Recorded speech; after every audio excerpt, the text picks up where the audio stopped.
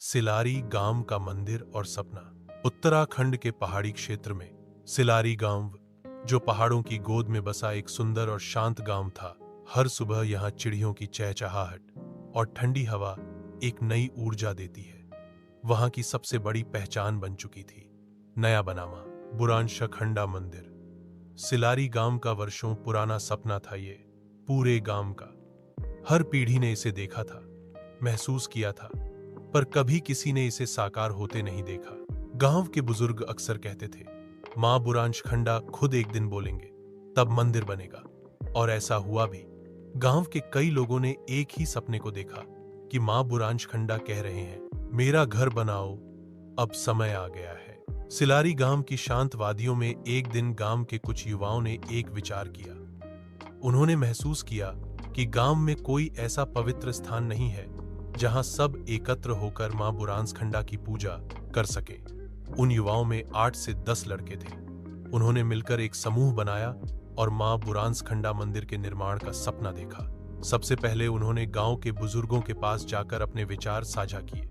बुजुर्ग पहले थोड़ा चौंके, फिर खुश हुए कि आज के लड़के भी अपने धर्म और परंपरा के लिए इतना सोचते हैं। युवाओं ने पूछा, मंदिर कहां बने? तब गांव के सबसे बुजुर्ग 2 व्यक्ति लक्ष्मी चंद और केमल चंद दादा बोले, गांव के बीचों बीच जो खाली जमीन है वही सबसे सही जगह है। सबका वहां से आना जाना होता है और मां भी तो सबकी है। युवाओं ने उसी क्षण निर्णय लिया कि मंदिर वहीं बनेगा। फिर वे गांव के हर घर में जाकर बात करने लगे। सभी ने सहमति दी और कई लोगों ने जमीन दान में देने की बात भी कही। धीरे धीरे योजना बनी, लोग जुड़ते गए और पूरे गांव का समर्थन मिलने लगा। बुजुर्ग व्यक्ति, दुकान वाले खुशहाल चंद, वे गांव के बड़े सम्मानित और दूरदर्शी व्यक्ति थे। उन्होंने सबसे पहले अपनी जमीन का एक हिस्सा दान में देने का प्रस्ताव रखा।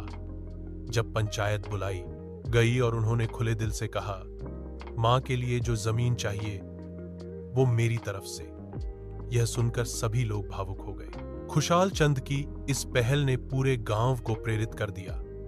तभी 2 और बुजुर्ग खड़े हुए, अतुल चंद, राम चंद। उन्होंने कहा, अगर खुशहाल चंद जमीन दे सकते हैं तो मैं भी अपना खेत का एक कोना दान में दूंगा।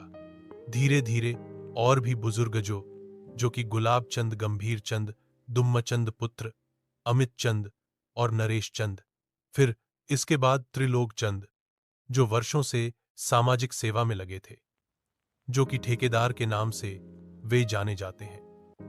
अनहोने काफी समय तक ठेकेदार की उठे और बोले, मैं श्रमिकों का संगठन और निर्माण का नेतृत्व करूंगा। फिर आगे बढ़े शीशपाल चंद, शिकेश वाले इंजीनियर जो तकनीकी कामों में माहिर थे। उन्होंने कहा, मैं मंदिर की डिजाइन से लेकर निर्माण सामग्री के चयन तक हर चीज में मदद करूंगा।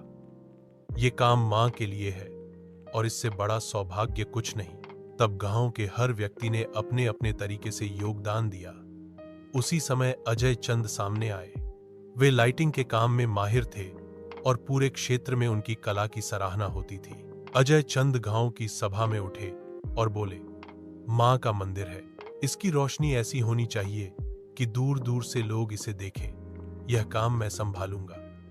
सभी ने उनकी बात को सराहा और मंदिर की लाइटिंग की जिम्मेदारी उन्हें सौंप दी गई। अजय चंद ने दिन रात मेहनत की। उन्होंने मंदिर में ऐसी सुंदर और भक्ति से भरी रोशनी लगाई की